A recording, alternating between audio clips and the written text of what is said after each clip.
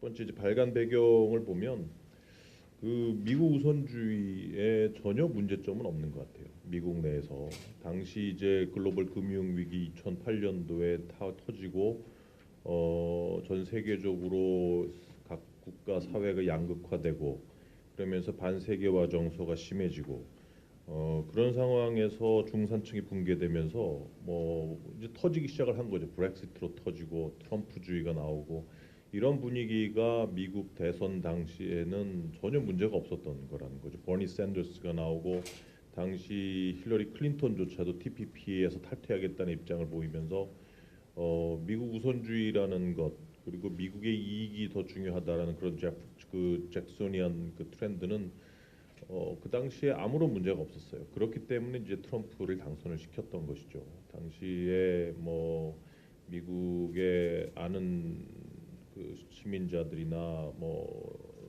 얘기를 해봐도 주위에는 다 트럼프를 찍겠다고 한다는 그러한 얘기들을 너무 많이 들었기 때문에 그거는 여전히 문제가 없었던 것 같아요. 그래서 아마 지금 그 아메리카 퍼스트라는 그런 트럼프의 외교 정책이 상당히 자리매김하지 않았나 이렇게 생각을 하고 뭐 지금은 어떨지 모르겠습니다만 그 당시에 이러한 분위기는 뭐 후쿠야마라든지 전 재무장관인 로렌스 서머스라든지 그 미오 샤이머하고 스티븐 왈트도 오프쇼어 밸런싱으로 가야 된다 이러한 입장을 폈고 역외균형으로 가야 된다 이러한 입장을 폈었고 상당히 미국 내 분위기가 무르익었고 그런 상황에서 이제 뭐 국가안보 전략도 미국 우선주의에 기반해서 이번에 발간이 되지 않았나 싶습니다.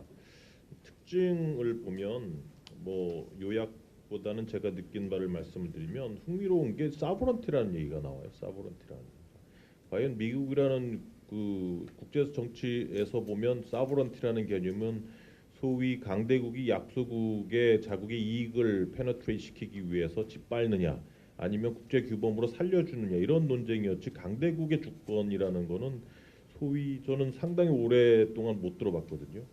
그래서 사브런티라는 용어를 모르겠어요. 트럼프도 직접 스피치할 때 사용을 하고 그래서 트럼프가 왜 사브런티라는 용어에 꽂혔는지 모르겠는데 그만큼 미국 내 분위기를 잘 설명해 주는 것 같아요. 아니면 트럼프가 미국 내 분위기를 사브런티라는 단어를 사용을 해서 좀 더 극대적인 효과를 누리려고 했던 것인지 모르겠지만 그런 것이 좀 특이했다. 그리고 뭐 많이 말씀들을 하셨지만 두 번째 흥미로웠던 건 중국과 러시아를 리비저니스트로 보기 시작을 했다는 거. 제로섬 게임의 시각에 의해서 보기 시작을 했다는 거.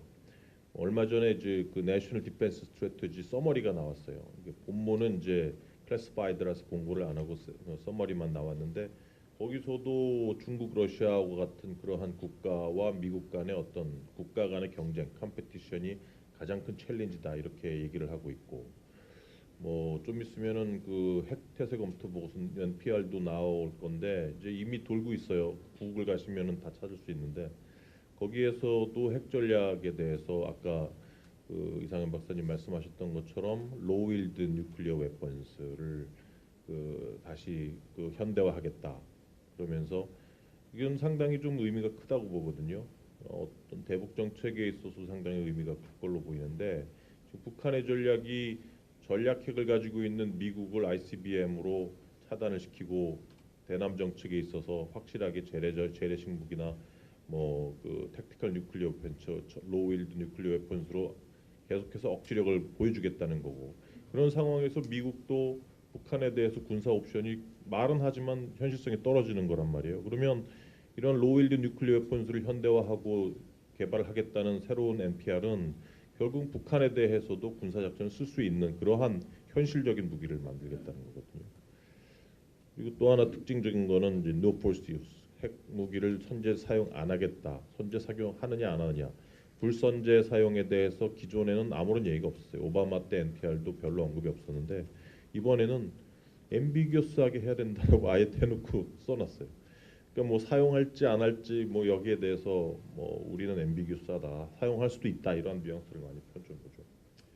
또 하나 제가 보기에 흥미로웠던 점은 다자주의를 강조를 하기 시작을 해요. 저는 이 부분이 상당히 특징이 있다고 보는데 지금까지 많은 그 학자들이 우려했던 거, 즉 미국 우선주의가 결국은 TPP에서도 나오고 클라이밋 체인지에서도 나오고 뭐 유네스코에서도 빠져나오고 결국은 리버럴 인터내셔널 오더를 약화시키고 그 이후에 국제 질서는 어떻게 될 것인가의 우려감.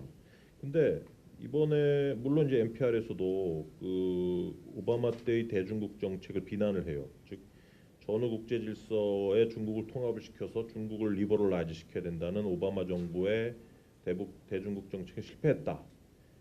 그러면서 여전히 다자주의를 강조를 하기 시작을 한다는 거죠. 그러니까 뭐 룰 오브 로를 강조하고 있고 국제 규범을 강조를 하고 있고 그러면서 저는 이제 트럼프가 약간 학습이 되고 있는 거 아니냐. 기존보다는 조금씩 국제 정치에 눈을 뜨고 참모들의 말을 조금씩 듣고 있는 거 아니 학습 효과가 이제는 조금씩 나타나는 게 아니냐 그런 생각을 조금 해봤고 마지막은 지역 미사일 방어 체제를 언급을 했습니다. 한미일 3국 간 지역 미사일 방어 체제 언급하기 시작을 했고 아마 이 부분도 이제 제가 보기엔 한국이 앞으로 좀 감당해야 할 그런 부분이 아닐까 생각을 하고 그러면은 제가 그 국가안보 전략을 읽으면서 이 국가안보 전략을 읽으면서 앞으로 좀 문제점이 될 것 같다는 생각을 몇 개를 해봤는데 첫 번째 여기 쓰진 않았는데 우선적으로 좀 시대착오적인 면이 좀 많은 것 같아요. 그러니까 여전히 그러니까 트럼프가 가지고 있는 아메리카 퍼스트라는 것이 시대착오적인 면에서 계속해서 좀 조정이 될 필요가 있다는 거죠. 그러니까 세계 경제는 이미 최저점을 찍고 올라오기 시작을 했거든요. 그러면 이제 슬슬 반세계화 정서도 사라지기 시작을 할 거고. 그러면서 미국의 경제도 이미 오바마 때의 그 셰일 가스오일 혁명으로 인해서 실업률도 4%대를 유지하고 있고 뭐 점점 나아지고 그 세계 경제도 좋아지고 있기 때문에 아마 이런 기반에 의해서 이런 상황에 기반해서 시작됐던 아메리카 퍼스트라는 것이 결국은 정책적인 조정이 필요하지 않느냐 생각을 하고 또 두 번째는 결국 아까도 말씀드렸다시피 자유주의적 국제 질서를 약간은 무시하는 듯한 대외 정책을 폈는데 이번에도 보면은 이번에 그 국가안보 전략이나 또 얼마 전에도 얘기를 했죠. 뭐 TPP도 조건이 좋아지면 다시 뭐 생각할 수 있다.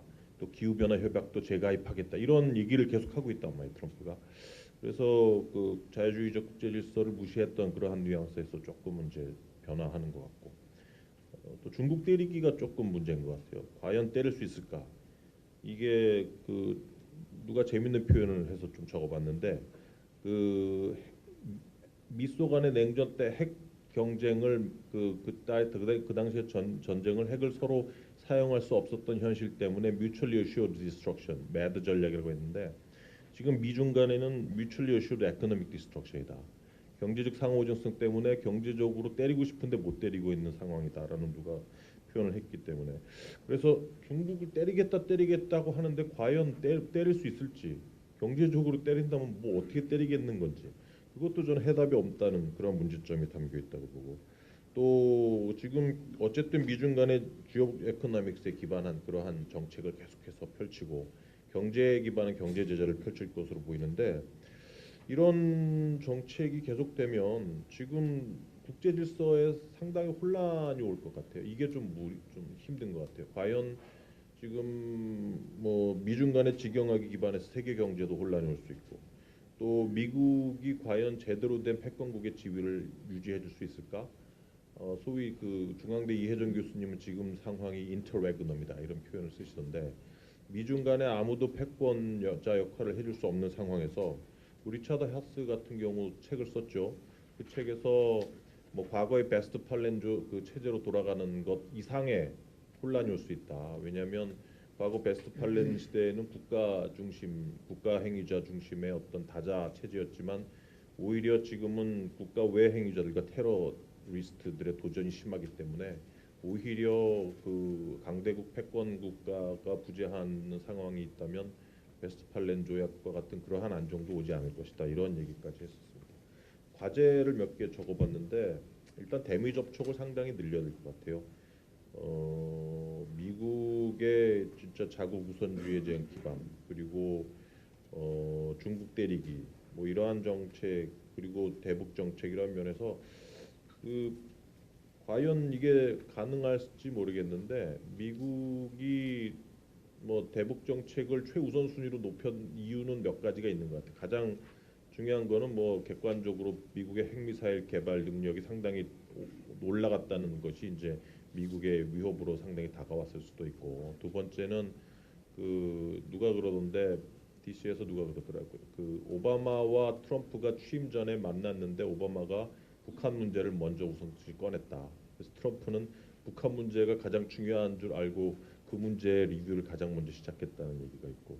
근데 세 번째 이유는 그거 같아요. 지금 중국 때리기에 가장 중요한 수단이 북한이라는 거죠. 그래서 지금 현 정부가 남북 관계를 개선시키는데 그 미국이 거기에 응하지 않는 가장 중요한 이유도 북한을 때리면서 중국을 때려야 하기 때문에 연계를 시켜야 하기 때문에, 그리고 과연 이 두 가지를 차별화시킬 수 있겠는가가 아마 저희 외교적인 과제가 되지 않을까 싶고, 또 균형 있는 외교 말씀하셨어요. 지금 문재인 대통령이 저는 이 개념은 상당히 중요하다고 봐요. 동남아뿐만이 아니라 호주, 인도 이런 쪽으로 외교와 마켓을 저희가 좀 다변화할 필요는 있어요. 중국 의존도를 상당히 좀 낮출 필요는 있다는 거죠. 아까 말씀드렸다시피 그 에어리어 미사일 디펜스 얘기를 했어요. 한미일 간에. 그래서 미국 MD 가입에 대해서 점차 압박이 올 것 같아요. 뭐 이것뿐만이 아니라 뭐 이건 그 국가안보전략서에는 나오지 않았지만 그 남중국해 문제에 대해서도 계속해서 이제 뭐 인도 패시픽, 인도 태평양 그 전략에 가입하라 그런 요구도 계속해서 뭐 점점 거세질 거고, 그런 부분에 있어서 우리가 어떻게 좀 현명하게 해야 되느냐. 중국의 그 뭐랄까 백래시를 우리가 전혀 무시할 수는 없는 거니까. 미국 한미 동맹 중심으로 가지만 뭔가 중국으로부터의 한중 관계의 어떤 외교적인 마찰을 좀 미니마이즈 시킬 그러한 좀 강구책이 필요하다는 점. 소다자 체제를 좀 우리가 이니시에이트할 필요가 있을 것 같습니다. 지금 보면은 뭐 한미중 한 뭐 미일 뭐 이런 게 지금 다 죽었어요. 뭐 한일 관계 안 좋고 한중 관계도 지금 어떻게 될지 모르겠는데 사드 때문에 상당히 안 좋아졌고, 그래서 삼자 그 외교 채널이 상당히 좀 죽어서 뭔가 좀 뭐 대결 국면, 제로섬 게임 국면을 한반도에서 좀 완충시킬 수 있는 그러한 다자 체제 국면이 좀 필요하지 않나 생각합니다. 이상입니다.